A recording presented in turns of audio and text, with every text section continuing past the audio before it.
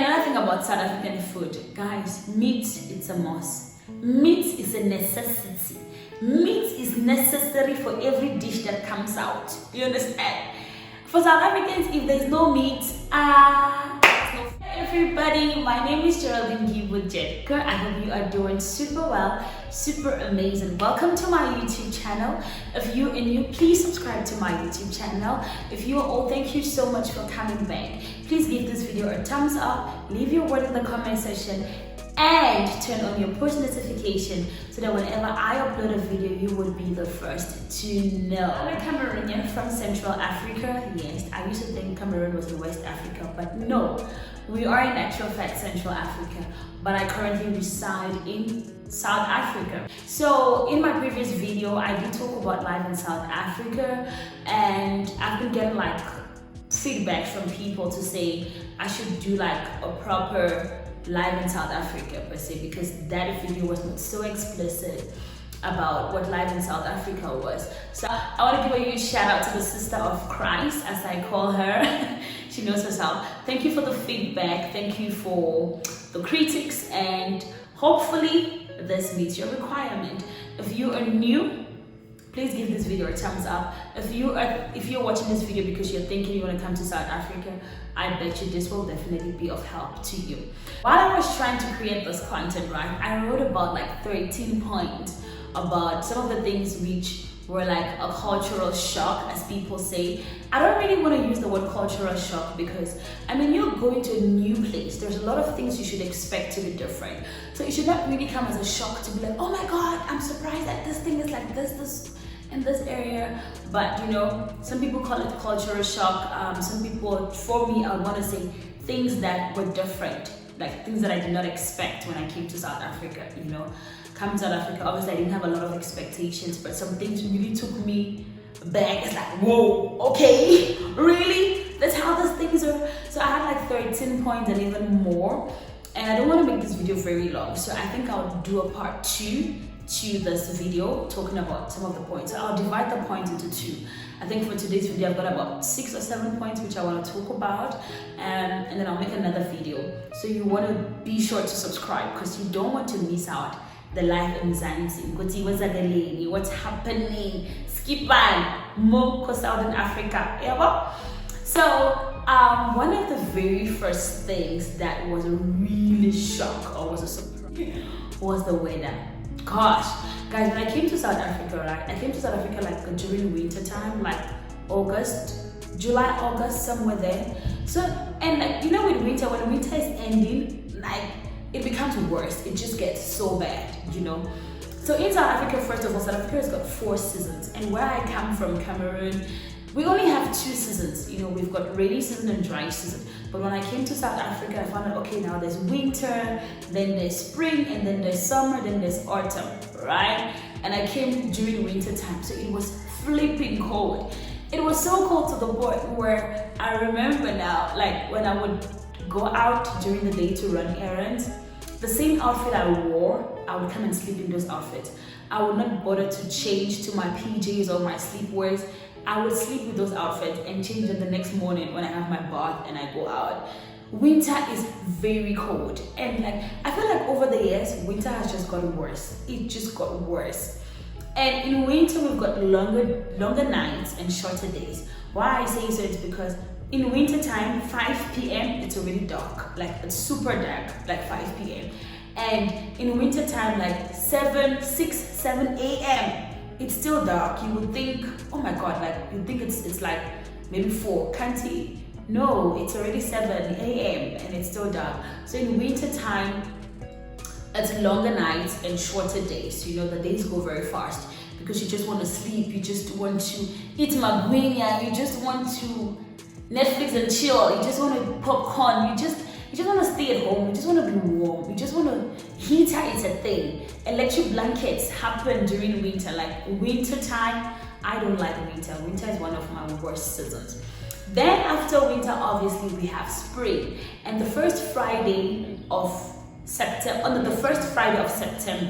It's always called Spring Day. So on the first Friday of September, people are so colorful, and spring is very nice because like that's when the flowers bloom, the flowers start getting brighter because everything literally dries up during winter. All the trees, they lose their leaves. Everything dries up completely during winter. I think I'll look for a picture and put it for you guys to see how winter looks like. And then springtime, the flowers bloom. It's still kind of cold. It's still kind of getting warm. Like it's just mixed motions of weather, you know. In the morning it's still cold. In the afternoon it's kind of hot. In the evening it gets back to be, you know, cold. So it's mixed weather, you know. And after spring definitely comes summertime. Summertime, baby, it's when the staples are coming out, the bum shorts, the short dresses. It gets really hot. It gets really hot in summertime. So you always want to stay hydrated, drink lots of water, you know, apply sunscreen for people who have got like, who are kind of like their skin's been affected by the sun. It also gets very harsh and very hot. But one thing for a fact, it's not as hot as Cameroon. Definitely winter is colder than Cameroon, but the summertime, I don't think it's as hot as Cameroon is. No, baby.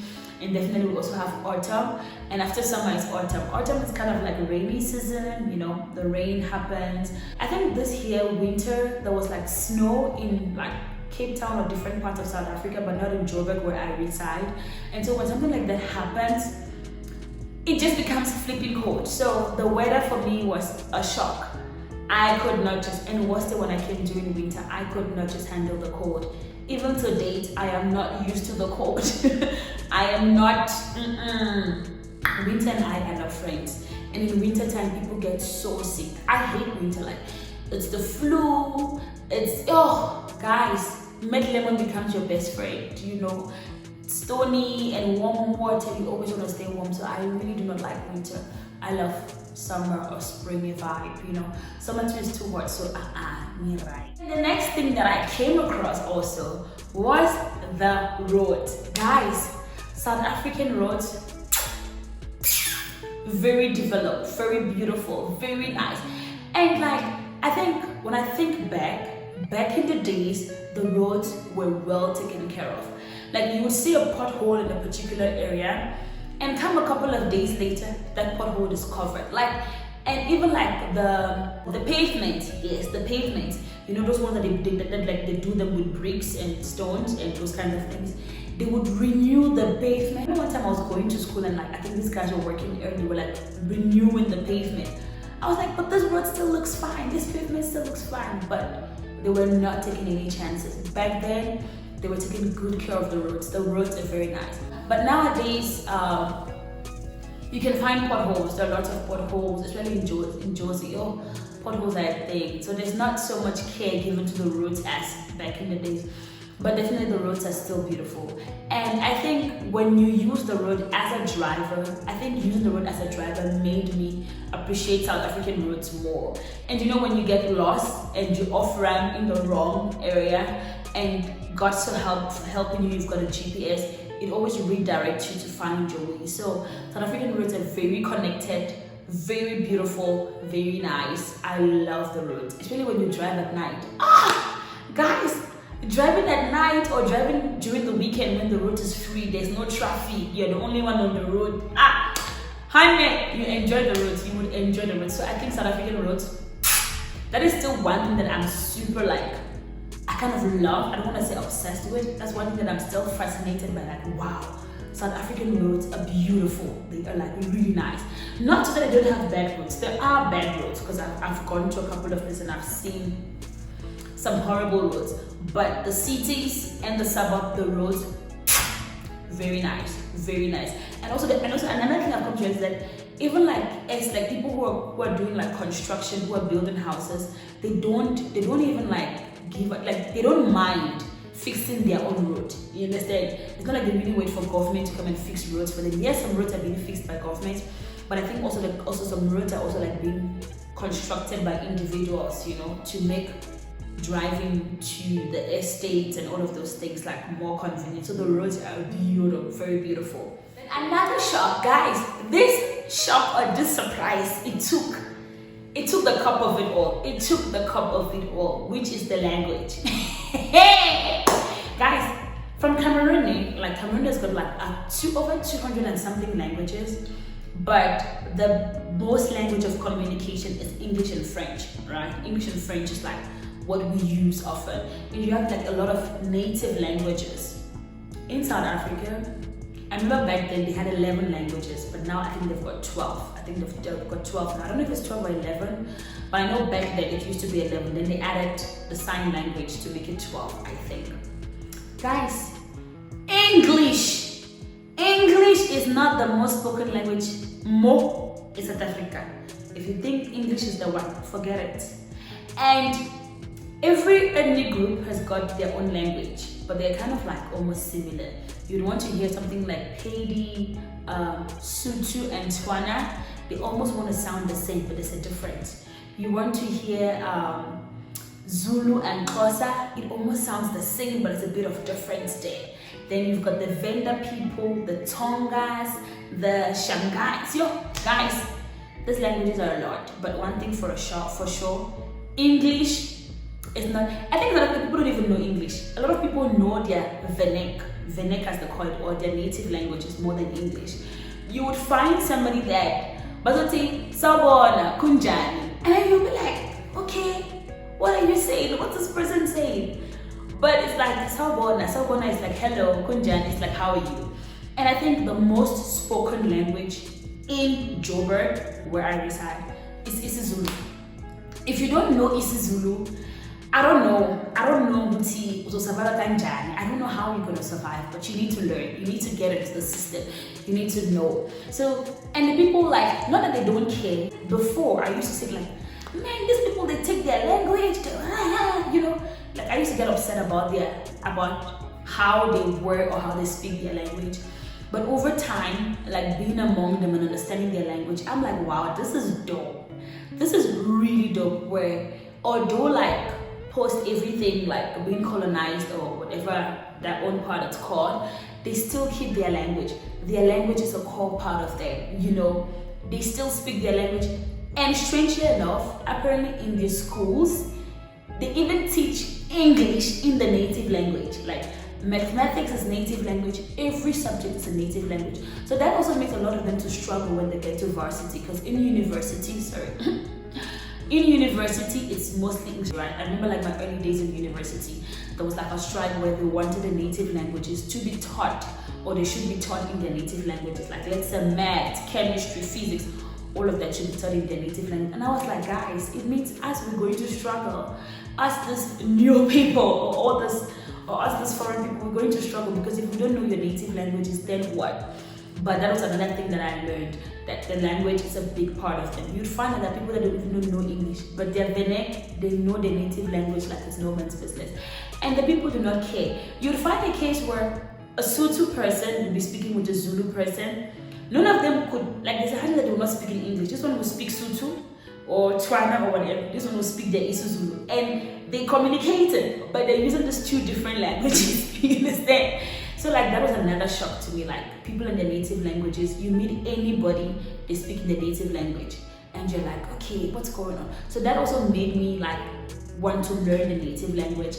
And shout out to the Soapies. Thank you Generation, thank you Skin Sam, thank you Uzalo, thank you Scandal, because from all of the Soapies and series, I learned the native language, because they would speak in the native language and then they would write the meaning in English. So and due to that, I was able to speak Nami. I can say Sawubona, Kunjani, Nami niyaphila, igama lami Geraldine Ngibu Yabo, niyazama nje.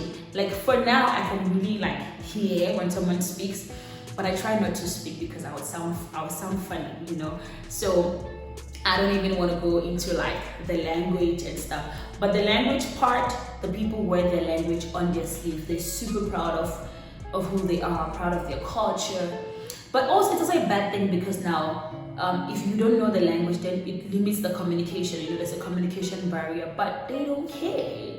They don't care. But if ufuna ukhuluma nami, cela ukhuluma isiZulu, because nami and there's this thing, but ungakhuluma isilingisi, don't speak English. Don't come here and be speaking that your English to me. And now ngiyakhuluma isiZulu. So you know, things like that. But the languages, I love it. I love it. I'm a person who loves languages. So when I came across the 12 language, I was super eager to learn. The one which is still super hard for me is Afrikaans. I think I only know Kwemore. That's the only thing, which means good morning. In the other languages, I can try. Ngizozama, ngite, celi amanzi. Yabona manje ngilambile. And manje ngiyacela guys, ngicela ni subscribe. Clearly shine the like button if you're at this point. Please subscribe, give this video a thumbs up, and we've done 3 things. I've spoken about the climate, I've spoken about the roads, I've spoken about the language. Now after the language comes the respect, guys. This will be very surprising to a lot of people, but South Africans are respectful people. Gosh. And like, I really want to thank God, because with the favor and the blessing of God upon my life, I've been blessed to travel across all 9 provinces of South Africa. So I've had the favor and the blessing of meeting like the different kinds of people. And I can't say in this area the people like this, but I can say across all my movements and all of that, one thing I can say is South African people are very respectful.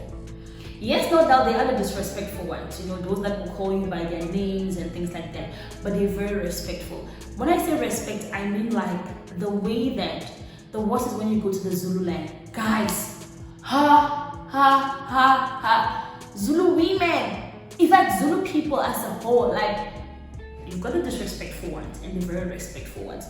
And it's a thing to them where when you introduce yourself, like for example, English people will say, like for example, I would say in English, my name is Geraldine Ngibu, you understand? But in isiZulu, if I have to address myself, I'll be like, igama lami uyi Geraldine Djetkeu. It's like, I'm Geraldine off, then I call my surname. So that was like kind of, and the people are very respectful. Why do I say that? I got to learn that the way you call your uncles and your aunts from your maternal and paternal side, it's different, right? So I don't know if it's Tswana or Sotho people, but your paternal aunt, it's called Rakadi. Your paternal aunt, like your brother, like your father's sister, you call them Rakadi. And then your mother's sisters, you call them Mamngani. Mamngani in English is like my small mother, you don't call them, they don't have a thing of aunt. It's Mamngani or Bamngani. Bamngani is like father. The Babngani is like small father. I don't know how to put like direct translation there, go in there. But like, I was like, wow, that is super cool, that's super dope. For us to just be like auntie, mang, uncle, mang, but India, that goes back to the language. Like, they should carry their language like, it's a personal thing to them. Mamngani, Bamngani, and then the elder, like your grandfather, you call them Ntate Mukhulu. Ntate Mukhulu is your grandfather. And then now the other part where I say respect. Now there's what you call Aus. Like for example, an elderly person, you call them Aus Maria, Aus Gloria, for example, Aus Ntabi. You call like Aus. Aus is like, I don't even know what his sister or his auntie, but like just the way they say it, it just makes me feel like, wow, this is like really nice, it's really fancy.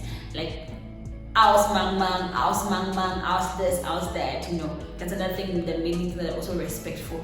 And also like, they're also respectful because like, the way they behave among elderly people, guys, like some of the cultural things I hear, like, it's like, okay, another thing I learned was that if, let's say you get married, right, into a family, your father-in-law must never see your hair. It means whatever occasion, you always have to wear a doek, you always have to tie up your hair. And also, your father-in-law must never see you in pants or trousers, I don't know how the ladies call it. You must always be in skirts. There's a way you do things, you've got to carry yourself like this. I was like, wow, that's really like, that's so much respect going on there.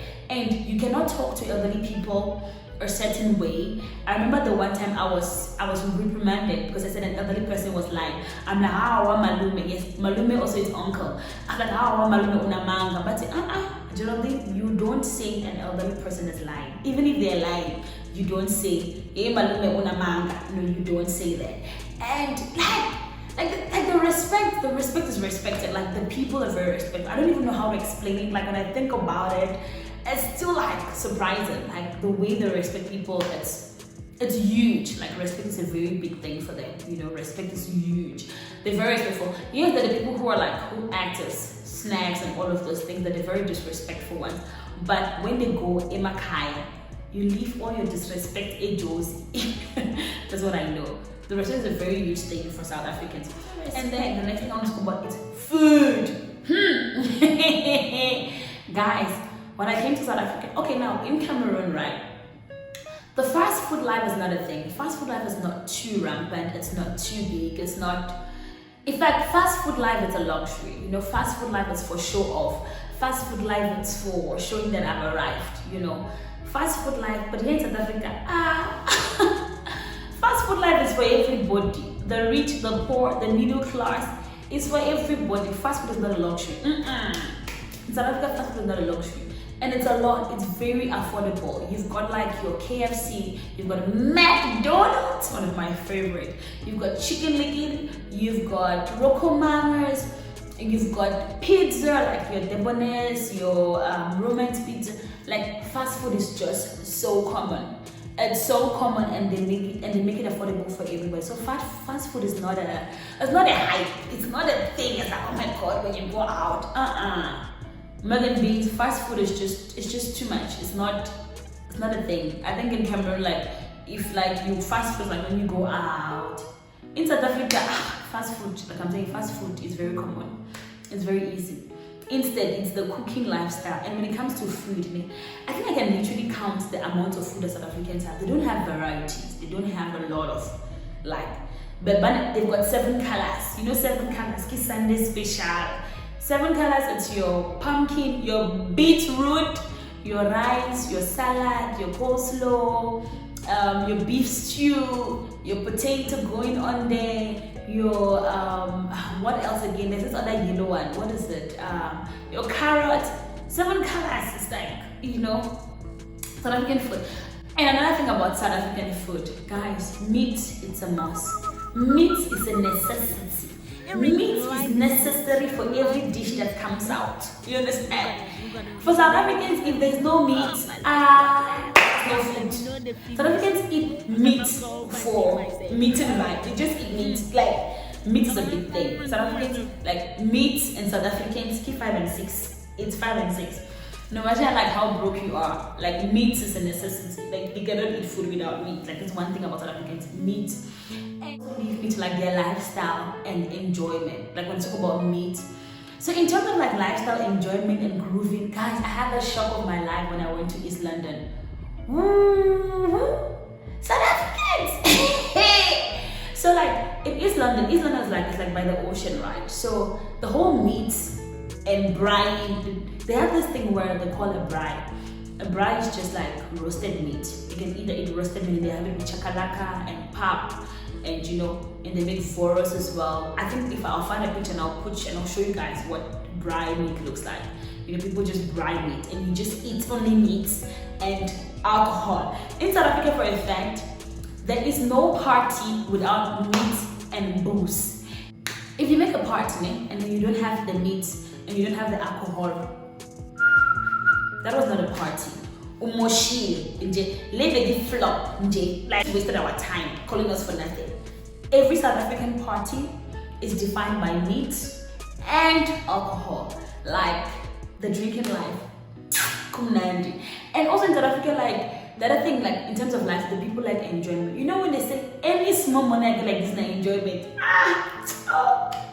South Africans and any small money they have, like no matter how broke a person is, you will never know they're broke because of the way they live. Like somebody will get paid, you know, like people get so hyped about payday, like because you know when you get the notification, imali ingenile, aspuze,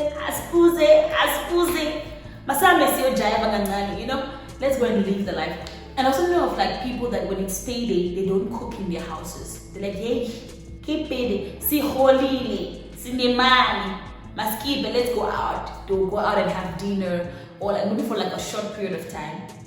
They live in on takeaways only, you know, and then when the money goes, they'll go back to cooking. So like in South African lifestyle, like, I love their parties. I love going to grooves. And like they're like very like enjoyment people, you know, like they live for the moment, you know. It's like when I have my money, I'm gonna take care of me first, eat it, drink it, you know, and just leave. So yeah, like thinking about it, man, I've been to quite a couple of like South African groups, and even like at their, what is this thing, at their bars, the bride meat is a thing. I'm still like the meat lifestyle. Fish is not so much of a thing. Fish is not so much of a thing. You see pap, or we call it fufu, pap and meat. And also South Africans and pap, they can eat pap Monday to Friday, January to December. They don't like, South African food is not so much. They've got pap, rice, spaghetti, what is it, stem, and then they've got the other one they call putu. Putu you'll find, I think I only came across putu in KZN. I came across putu that side. But overall, those are quite a lot of shocks, but I got to adjust, I had to adjust. And one of my favorite South African food, I've never tried putu because I'm very like food-wise selective like that. I love their beef stew. I love beef stew and rice. I also love the lamb when they make the lamb stew. And then also the way they call food. You see Cameroon who call stew. You know stew is like tomatoes and all of those things. That's what they call gravy. What we call stew is gravy. And then the stew is something else. And another thing, South African food. South Africans can cook a pot of, I don't know if it's stew or it's gravy, with 2 tomatoes. 2 tomato. I don't know if it's tomato or it's tomatoes, but let's call it tomatoes. They will use 2 tomatoes and cook. But they also have like the sachet soups that they put, but 2. I remember even like my cousin was like, I don't understand these people. How can somebody cook with 2 tomatoes? You cook a pot of stew, 2 tomatoes. But I'm like, no, they've got like the soups that they put to make it more. Because for us, when you want to cook stew, you can use, I don't know, you can use have a box of tomatoes trying to make stew or trying to make sauce. But yeah, these are a couple of things which were like a bit new to me, different. But so far, like I said, I'm loving it. I'm loving the roads. I'm loving the languages because Nami Nyafund and Nami I'm trying to learn, I'm trying to speak. For now I can understand like the different languages, but I'm not so deep. If Babo yo and the languages come with the tone. Those ones they get harder. But aside from that, I think I'll end this video right here. I hope you enjoyed this video as much as I did. I will create a part, I don't know if it's part 2 or it's part 3, telling you guys more about the things that were new to me in South Africa. If you're planning to come to South Africa, these are the things that you should watch out for. The language, I think when it comes to food, you won't struggle so much because the fast food life is covered for everybody, you know. Burgers are a thing, cold drinks are a thing. If you're an alcoholic, don't worry, honey, alcohol you're covered. If it's in terms of alcohol, we've got everything. Ciders, I don't know what you drink, but you know, alcohol is not a problem. And then if you see meat, be ready to have gout. If you don't control your eating of meat, be ready to have gout, okay? And in terms of the weather, right now we're in spring, but it's mixed motion. It's like this weather, it's mixed. I don't know what's happening in the spring. We don't know if it's rainy season. We don't know if it's rainy. We don't know if it's cold. We don't know if it's hot. It's just mixed engine. It's confused. But I'm suspecting global warming. I suspect all these are pollutions that we're giving to the atmosphere. Anyhow, that's it from me. Like I said, my name is Geraldine Ngibu Detkeu. Please subscribe to this channel. Give this video a thumbs up. And let me know in the comment section if you found this content interesting. Would you want to see more of this? Or you think, okay, something else. Okay, load shedding.